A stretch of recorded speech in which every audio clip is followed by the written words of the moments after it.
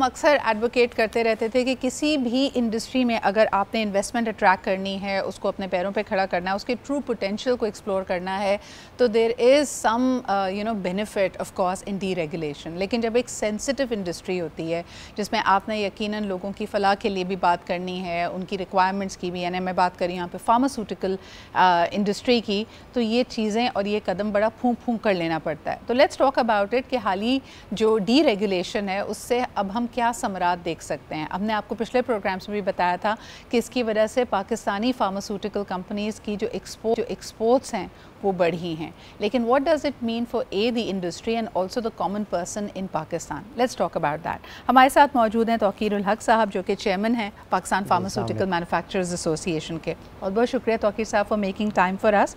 मुझे बताइए, रॉबिस की डी रेगुलेशन के बाद we know that the exports have gone up, इसके अलावा आपको क्या बेनिफिट्स इस वक्त नज़र आ रहे हैं? देखिए, डीरेगुलेशन से एक्सपोर्ट तो अब वे फॉरवर्ड है जी। सबसे बड़ा ये जो 2024 में फरवरी में गवर्नमेंट ने डिसीजन लिया to deregulate non essential medicines.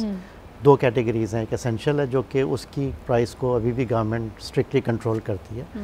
तो इसका जो सबसे बड़ा फ़ायदा ये हुआ कि जो पिछले 3 साल से डीवैल्यूएशन हुई करेंसी की, पाकिस्तान रुपी वर्सेस यूएस डॉलर, और इसके साथ साथ जो इन्फ्लेशन हुई जो कि 35% तक भी पहुंच गई थी, और हमारी जो प्राइसेस हैं वो फिक्स थी, और वो हम एक जो पॉलिसी है उसके हिसाब से हम बढ़ा सकते थे। तो हो ये रहा था कि आप ही के प्रोग्राम में कई दफ़ा मैंने शेयर किया कि बहुत सारी जो एसेंशियल मेडिसिन्स हैं और जो इम्पॉर्टेंट मेडिसिन्स हैं वो मार्केट से शॉर्ट हो गई थी, मिल नहीं रही थी। उसमें हेपरिन है, उसमें एंटी कैंसर ड्रग्स हैं, टीबी की ड्रग्स हैं। तो ये एक जो हेल्थ सिस्टम है क्राइसिस की तरफ जा रहा था। तो गवर्नमेंट ने ये जो फैसला किया 2024 में, बड़ा ऐसा फैसला है, and this is in line with international practice. अब डी रेगुलेशन से ये हुआ है कि ये जो एक्सेस ऑफ मेडिसिन, सबसे पहले तो ये हुआ। आपकी बात को थोड़ा सा आगे बढ़ाते हुए कि पहले जो प्रीवियसली अनअवेलेबल मेडिसिन थी, इस डी रेगुलेशन के बाद हमने देखा कि उनकी फराहमी यकीनी बनाई गई, they were back on the shelves, जिसकी वजह से अगर हम देखते हैं कि उनकी जो बिक्री है, उनकी जो वॉल्यूम सोल्ड हैं, उसमें तकरीबन 3.79% का राइज आता है। तो सबसे पहले तो ये फॉर्मल इकॉनमी का एक तो आपकी हिस्सा बना है। मैं चाहूँगी तौकीर साहब इस पर ज़रूर बात करें कि डी रेगुलेशन की वजह से आम आदमी को भी समझ नहीं आती कि भाई डी रेगुलेशन हुई है तो प्राइस ऊपर गई है। जब प्राइस ऊपर गई है तो ये शेल्फ पे फराम कैसे हो गई हैं चीज़ें?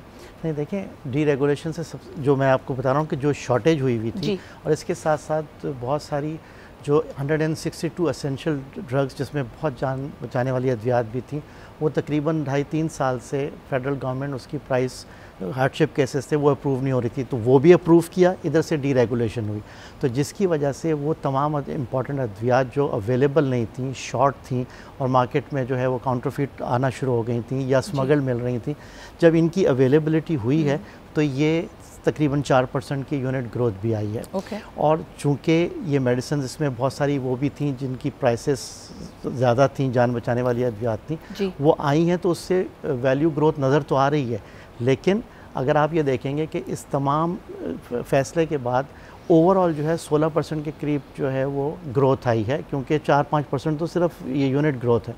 तो इससे सबसे बड़ा फ़ायदा ये हुआ है कि अब मेडिसिन्स जो है मार्केट में अवेलेबल हैं, वो जो शोर हो रहा था, और अगर ये फ़ैसला ना होता, खुदा ना खास्ता, तो इस वक्त जो है, जो इस वक्त हालात चल रहे हैं, तो ये मज़ीद एक हेल्थ क्राइसिस आ जाता। तो ये देखें, ये स्टोरी जो है ना डी रेगुलेशन की, ये मार्केट करेक्शन के साथ साथ ग्रोथ की स्टोरी भी है। एक तो ये मार्केट करेक्शन हुई है, अब ये होगा कि देखें market forces now will start playing. ये मतलब नहीं है डी रेगुलेशन से कि प्राइसेस जो है ना आसमान से बातें करेंगी, क्योंकि ये करेक्शन हो गई है। अब ये चूँकि कंपटीशन है, अब अवेलेबिलिटी हुई है, अगले आप 4-5 क्वार्टर बाद देखेंगे कि ये स्टेबलाइज हो जाएगी, और जो फ्यूचर है वो ग्रोथ। क्वेश्चन, एक सवाल मैं आपसे करना चाहूँगी कि अभी जैसे पिछले दिनों हम एक कॉन्फ्लिक्ट की सिचुएशन देख रहे थे, महदूद टाइम के लिए ही, लेकिन हमने देखा कि पाकिस्तान की एयर स्पेस मुतासर हुई। लोगों के जहन में ये सवाल है, ये अभाम है कि खुदा न खास्ता अगर हम एक और एक्टिव कॉन्फ्लिक्ट पे जाते हैं, ये सीज़ फायर होल्ड नहीं करता, तो then what is our pharma strength? यानी कई लोगों के जहन में ये ख़दशा है, और जहाँ मुख्तलिफ़ चीज़ों को लोग उसकी ज़ख़ीरा अंदोज़ी कर रहे थे, ज़्यादा ले रहे थे, मैंने देखा कि लोग अद्वियात भी ज़्यादा ले रहे थे कि क्या पता ये कल को शॉर्ट हो जाएं। इस पर मैं चाहूँगी कि कोई पैनिक बाइंग ना करे, आप थोड़ा सा इस पर बात करें। देखिए बिल्कुल ऐसा कोई, ज़ाहिर है वो एकदम ऐसा हुआ था जैसे, लेकिन अल्लाह का शुक्र है कि सीज़ फायर हो गया।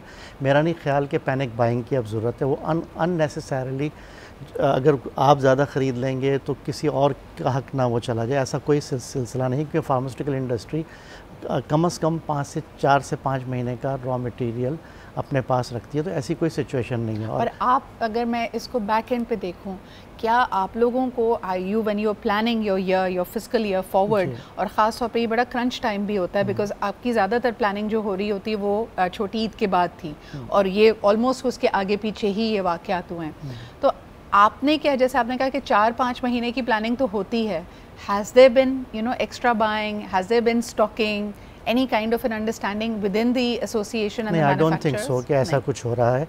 आपने देखा था कोविड के दौर में भी हमने बहुत ही तरीके से इंश्योर किया था, हर चीज़ की शॉर्टेज हुई थी, मेडिसिन की शॉर्टेज नहीं हुई थी। तो आवाम के लिए मैसेज है, कोई पैनिक बाइंग करने की ज़रूरत नहीं है। फार्मास्यूटिकल इंडस्ट्री जो है वो हर कदम पे ये देख रही है कि इंशाल्लाह मेडिसिन अवेलेबल रहेंगे। अच्छा, एक मैं ये बताना चाह रहा था कि इस डीरेगुलेशन का एक सबसे बड़ा बेनिफिट ये हुआ है कि अब इन्वेस्टमेंट आएगी, एक स्टेबल पॉलिसी आ गई है। मल्टीनेशनल्स जो हैं वो यहाँ से बिज़नेस छोड़ के जा रही थी, वो रुकेगा।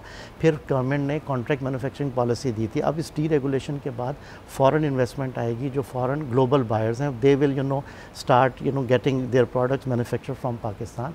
और इस डीरेगुलेशन का जो सबसे इम्पॉर्टेंट, जो हमने समर जिसे कहते हैं देखा है, वो ये है कि 52% की ग्रोथ आई है हमारी एक्सपोर्ट में पिछले 6 महीने। डॉक्टर साहब मुझे ये बताइए कि हज सीज़न है, अब अल्हम्दुलिल्लाह आज़मीन हज रवाना हो रहे हैं, तो ये जो बेनिफिट की आप बात कर रहे हैं कि इंटरनेशनली भी इन्वेस्टमेंट आएगी, लोग अपनी अद्वियात बनवाएंगे, हज के टाइम पे हम देखते हैं कि देयर इज़ अ सर्ज, लोगों ने लेके ट्रैवल भी करना होता है, मुख्तलिफ वैक्सीन्स भी लगवानी हैं, जिसमें कुछ मेनिंजाइटिस वगैरह तो कंपल्सरी हैं। क्या सिनेरियो देखने में आया? Were these easily available, they were only available at हज कैंप्स? पैटर्न्स क्या नज़र आए लोगों के आपको? आई थिंक कोई इसमें इशू नहीं है। और जो हज पे लोग जाते हैं वो एक पर्टिकुलर मेडिसिन लेके जाते हैं, थोड़ी सी एंटीबायोटिक्स हैं या वैक्सीन लगानी है, मेरा नहीं ख्याल। I think industry has played very responsibly, और आपने भी देखा होगा कि ऐसी कोई क्राइसिस की सिचुएशन इंसुलिन के बीच में हमारे पास खबरें आ रही थी कई जगह, जब ये डीरेगुलेशन नहीं हुई थी, कुछ शॉर्टेजेस, कुछ unavailability, a lot of people were struggling with diabetes medicine and insulin, उस पर आप क्या कहेंगे? जी, वो yes it was a crisis. उसमें इंसुलिन भी थी, हाइपरिन भी थी, टीबी की ड्रग्स भी थी, एंटी कैंसर्स भी थी। इस डीरेगुलेशन के बाद सबसे जो इम्पोर्टेंट चीज़ हुई है कि इनकी अवेलेबिलिटी हुई है। देखें, the most expensive medicine is which is not available, ये सारी अब अवेलेबल होना शुरू हो गई। अब माशाल्लाह इंसुलिन का भी कोई इशू नहीं है। वही मैं कह रहा हूँ ना कि अब इंडस्ट्री को एक प्लेइंग फील्ड मिली है, सर्वाइवल है। अब ये देखें लोगों का रोजगार भी मिलेगा, और अब आगे जो है ना 72% market. We have a breaking news, but this is it for this segment. बहुत बहुत शुक्रिया हमारे साथ मौजूद होने के लिए। Once again re emphasising the benefits that deregulation has had for the industry, the pharmaceutical industry in Pakistan.